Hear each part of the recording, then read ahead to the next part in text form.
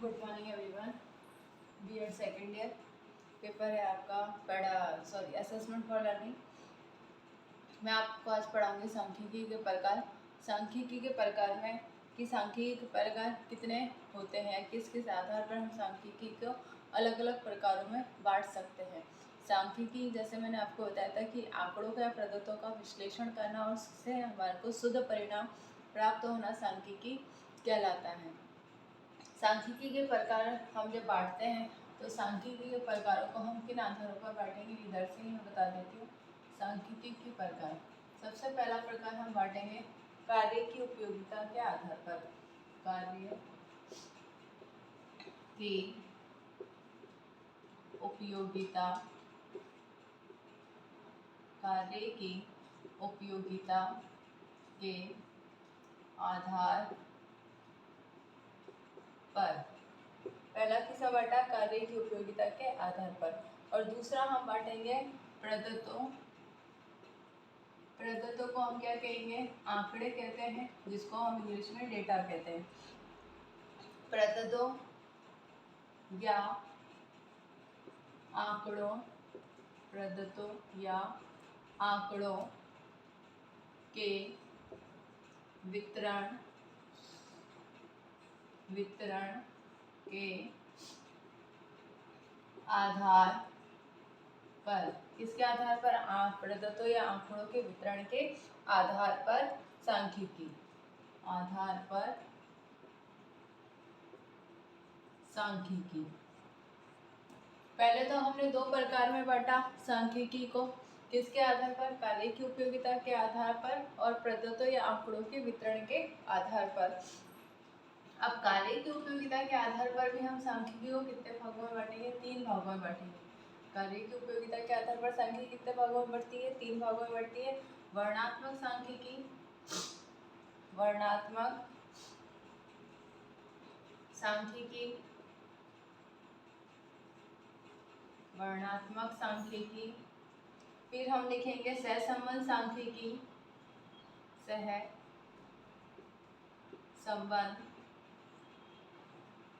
सांख्यिकी। सहसंबंध सांख्यिकी के बाद में कार्य की उपयोगिता के आधार पर आएगा आनुमानिक सांख्यिकी, आनुमानिक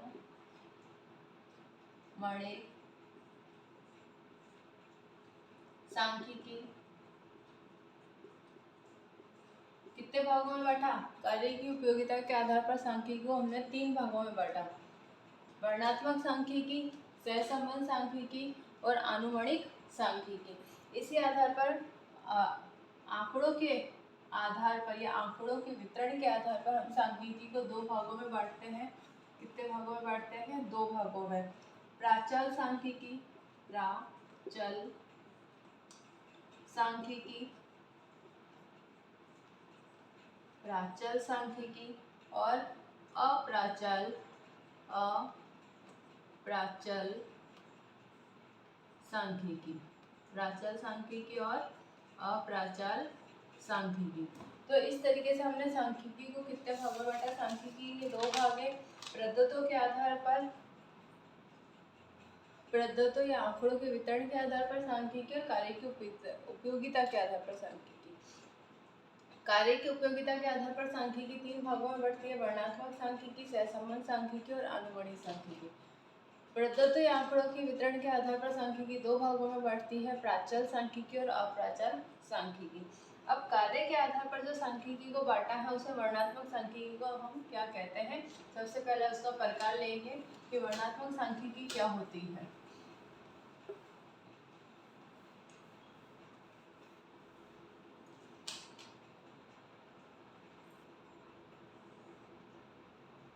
इसमें लिखेंगे कार्य के आधार, कार्य के आधार पर सांख्यिकी। अब कार्य के आधार पर सांख्यिकी के हमने 3 प्रकार देखे हैं।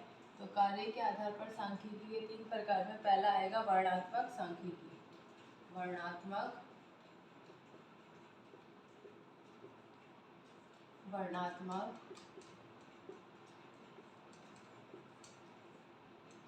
सांख्यिकी। वर्णात्मक सांख्यिकी में हम लिखेंगे वर्णात्मक सांख्यिकी, वर्णात्मक सांख्यिकी उसे कहते हैं जिसमें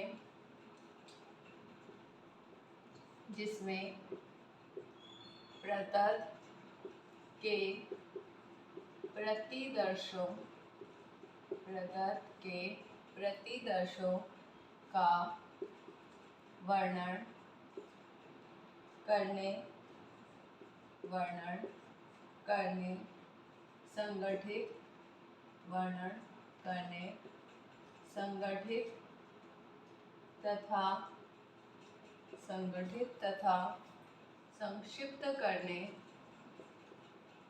संगठित तथा संक्षिप्त करने का कार्य किया जाता है।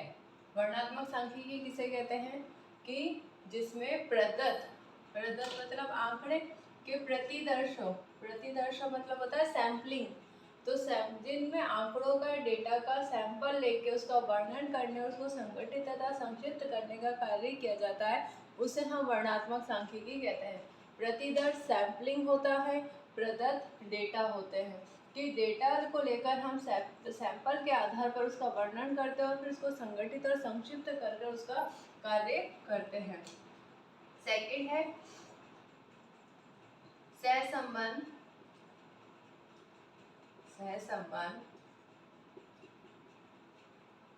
सांख्यिकी। अब सहसंबंध सांख्यिकी किसे कहा जाएगा? इस प्रकार की सांख्यिकी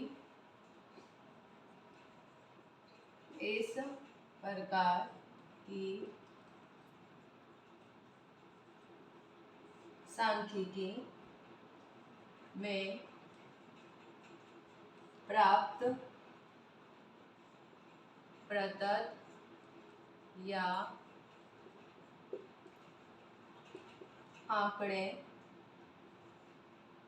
या आंकड़ों के बीच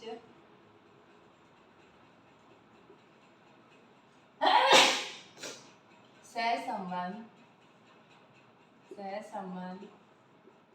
निकाला जाता है।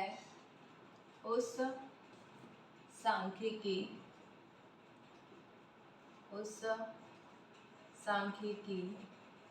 का मुख्य कार्य दो चरों या दो निरीक्षणों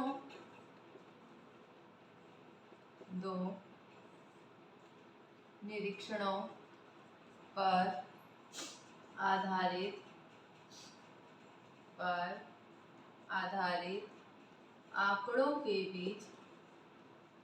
आंकड़ों के बीच संबंध निर्धारित करना है। सहसंबंध सांख्यिकी किसे कहा जाएगा? इस प्रकार की सांख्यिकी में प्राप्त प्रदत्त या आंकड़े के बीच सहसंबंध निकाला जाता है। किसके बीच सहसंबंध निकाला जाता है? प्रदत्त या आंकड़ों के बीच सहसंबंध निकाला जाता है। दोनों का मीनिंग एक ही होता है, डेटा से डेटा। उस सांख्यिकी का मुख्य कार्य क्या होता है? दो चरों, कौन से? दो चरों या दो निरीक्षण। हम कोई भी सपोज मान लो हम गणित और विज्ञान के नंबरों में क्या कर रहे हैं? तुलना कर रहे हैं दोनों की, कि बच्चों के गणित में ज़्यादा नंबर आए हैं कि विज्ञान में ज़्यादा नंबर आए हैं। तो जब हम तुलना कर रहे हैं तो हमारे पास क्या है? दो चर है। दो चर मतलब दो उसके आंकड़े हैं हमारे पास में, या दो चीज़ों के लिए क्या हम निरीक्षण कर रहे हैं। तो उसमें हम सहसंबंध बिठाते हुए, उसको आधारित करते हुए क्या करेंगे? उसका संबंध निर्धारित करेंगे कि बालकों की गणित और विज्ञान विषय में कितना संबंध है, कितना वो समझते हैं आपस में एक दूसरे विषय को, और उससे वो क्या कर रहे हैं, कितना उन्होंने सीखा है। 2 चर ले सकते हैं, 2 से 3 चर हो सकते हैं। हम कभी भी जब तुलना करते हैं ना, हम कई चीज़ों में कि ये इस विषय इससे रिलेटेड है या इससे जुड़ा हुआ है, तो ये विषय ज़्यादा आ सकते हैं। जैसे हम कहते हैं कि अगर संस्कृत आती है तो हिंदी विषय भी जल्दी से आ सकता है, क्योंकि दोनों लैंग्वेज है और संस्कृत से ही हिंदी बनी है। तो इसी आधार पर क्या करा जाता है, दोनों में संबंध निर्धारित करा जाता है। तो यही चीज़ क्या करती है, यहाँ पर सहसंबंध निकालने की सांख्यिकी के आधार पर सहसंबंध निर्धारित किया जाता है। अब है आनुमानिक सांख्यिकी। तीसरी सांख्यिकी का प्रकार कौन सा बताया था कि आनुमानिक सांख्यिकी किसे कहते हैं। वर्णात्मक सांख्यिकी की प्रदत्त या आंकड़ों को संगठित या संक्षिप्त करके उसका वर्णन किया जाता है। सहसंबंध सांख्यिकी 2 चरों के मध्य तुलना की जाती है। और अब तीसरी है आनुमानिक सांख्यिकी। आनुमानिक सांख्यिकी, आनुमानिक सांख्यिकी, आनुमानिक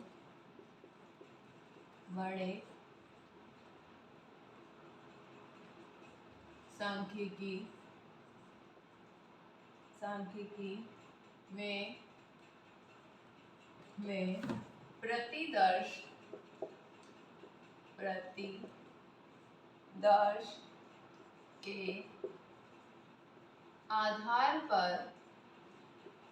आधार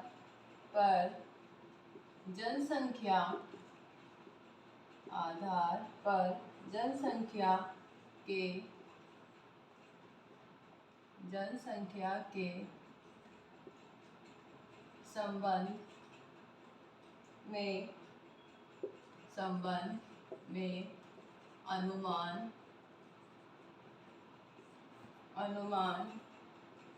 लगाया जाता है।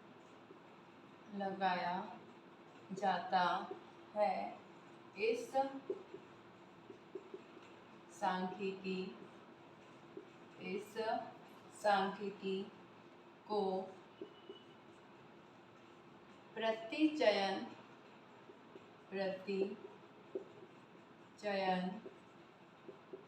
सांख्यिकी को प्रतिचयन सांख्यिकी भी कहा जाता है।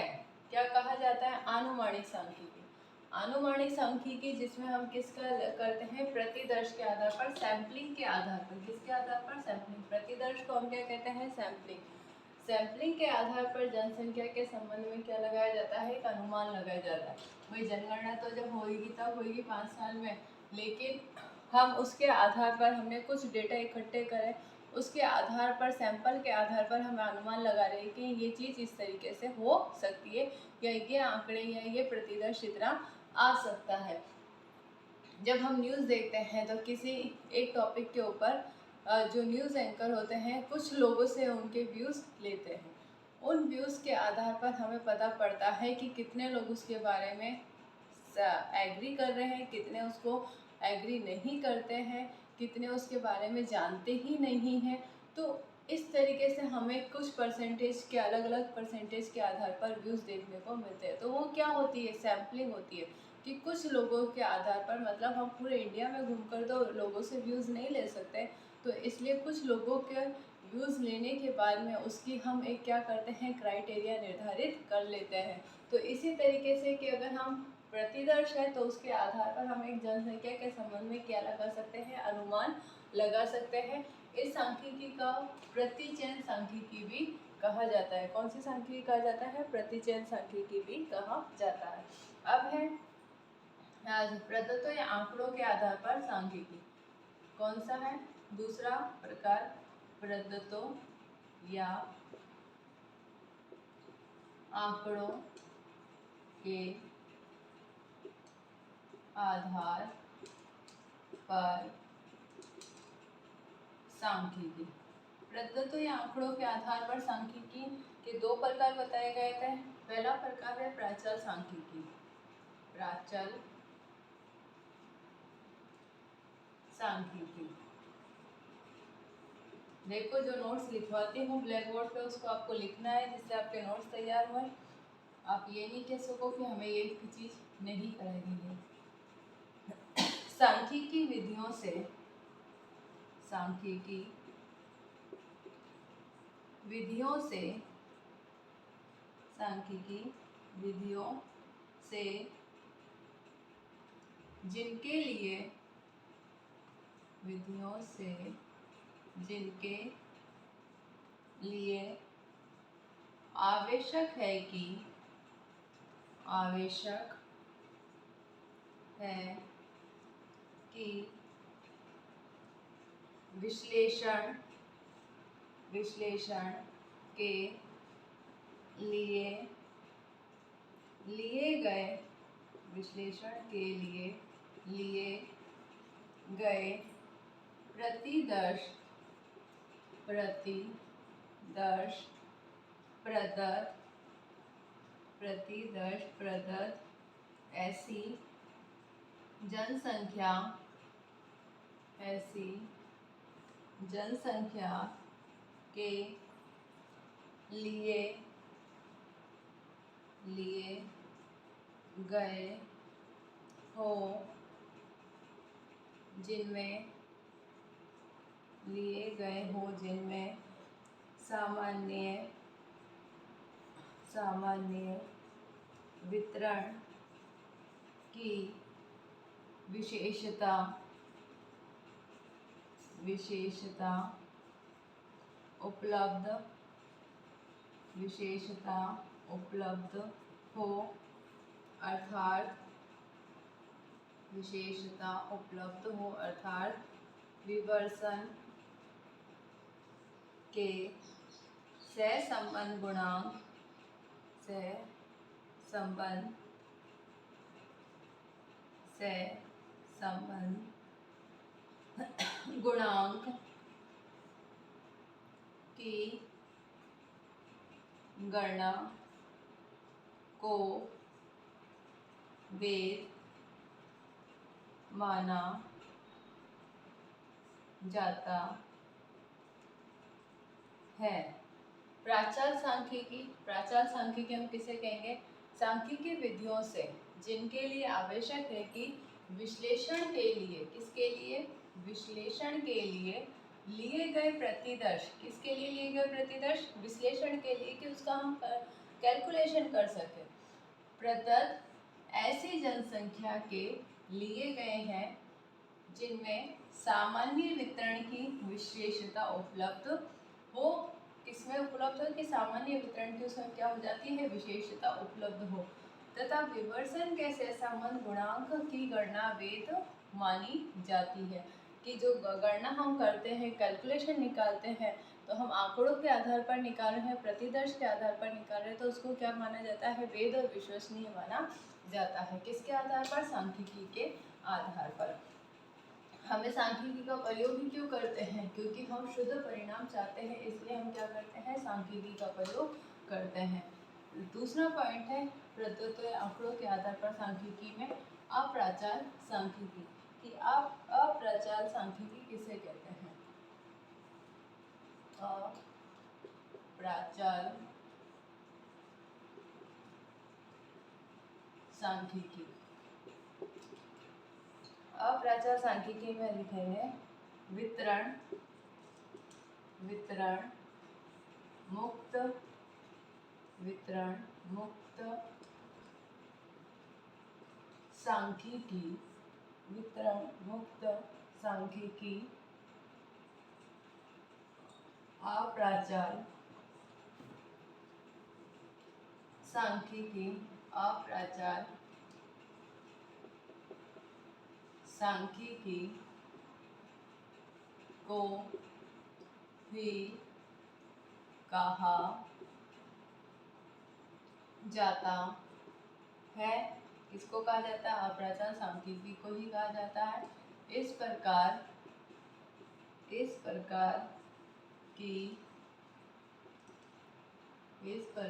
की सांख्यिकी की विशेषता है कि विशेषता है कि इसमें प्राप्त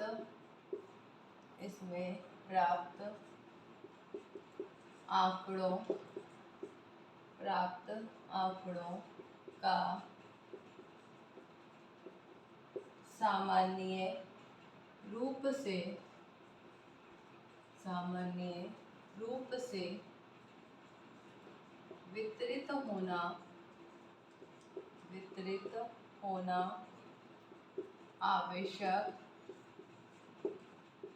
वितरित होना आवश्यक नहीं है। अप्राचार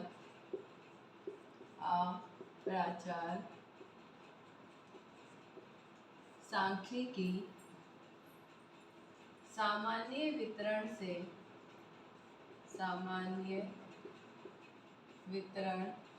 से मुक्त होती है। क्या होती है? सामान्य वितरण से मुक्त होती है। अप्राचार सांख्यिकी, वितरण मुक्त सांख्यिकी, अप्राचार सांख्यिकी को ही कहा जाता है कि वितरण मुक्त होती है। इस प्रकार की सांख्यिकी की विशेषता इसमें प्राप्त आंकड़ों का सामान्य रूप से वितरित होना आवश्यक नहीं है। मतलब जितने भी प्राप्त आंकड़े हैं उनका सामान्य रूप से वितरण करना इतनी जरूरी नहीं होएगा कि हमें विश्लेषण के लिए उसका वितरण करना होगा, उसको अलग अलग क्राइटेरिया में हमें रखना होएगा, इतना जरूरी नहीं है। हम उसको एक साथ मिलाकर भी क्या कर सकते हैं, उसका विश्लेषण निकाल सकते हैं। अप्राचार सांख्यिकी सामान्य वितरण से मुक्त होती है। हम मीन निकालते हैं। मीन जब हमने कई सारे नंबर होते हैं एक साथ, हम सारे नंबरों को क्या करते हैं, ऐड कर लेते हैं और जितने नंबर दे रखे होते हैं उसकी काउंटिंग करके उसका हम क्या करते हैं, डिवाइड कर देते हैं। तो क्या हो जाता है, हमें पास में एक प्रतिशत आ जाता है। तो वो क्या होती है, अप्राचार सांख्यिकी, क्योंकि एक समान होती है, उसको अलग अलग हमने वितरित नहीं करा होता है। तो ये थे सांख्यिकी के प्रकार। घरे घरे प्रश्न है आपका, सांख्यिकी के प्रकारों का वर्णन कीजिए। ये आपका घरे कार्य प्रश्न है। तब तक के लिए घर पे रहिए, सुरक्षित रहिए। जब भी घर से बाहर जाए मास्क लगा के जाए और सोशल डिस्टेंसिंग का पालन करें। Thank you.